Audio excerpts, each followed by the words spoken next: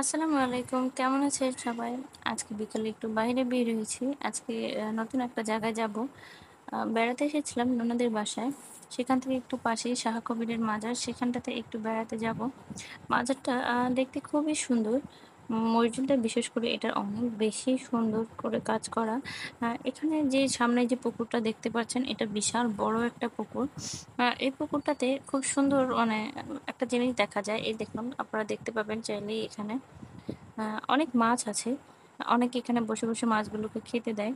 মাছগুলো দেখতে এত সুন্দর লাগে, কিন্তু আপনি যখনই কাছে যাবেন বা ধরতে যাবেন তারা দূরে সরে যায়। খেয়াল করলে দেখলেই বুঝতে পারবেন। দেখেছেন প্রচুর মাছ আছে। আমি একটু নিচে গিয়েছিলাম সামান্য, যে দেখি কাছ থেকে ক্লিপ নেওয়া যায় কিনা। যখনই কাছে গিয়েছি তারা দূরে সরে গিয়েছে। তখন আবার উপরে উঠলে দেখলাম তারা কাছে চলে এসেছে।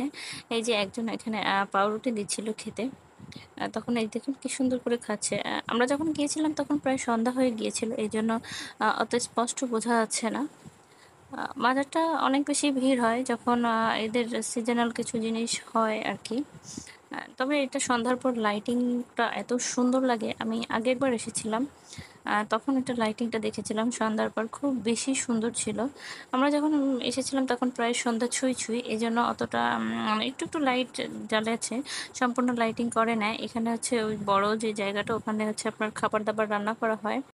ঘোরাঘুরি শেষ করে আমরা একটু ফুচকা খেতে চলে এসেছিলাম। এখানের ফুচকাটা খুব বেশি জুস হয়। অনেক বেশি স্পেশাল করে এরা বানায়। এখানের ফুচকাটার জন্য অনেক বেশি সিরিয়াল দিয়ে দাঁড়িয়ে থাকতে হয়, প্রচুর ভিড় হয়। তবে আজকে আমরা একটু ভিড় কম পেয়েছিলাম, এজন্য বেশিক্ষণ অপেক্ষা করতে হয়নি।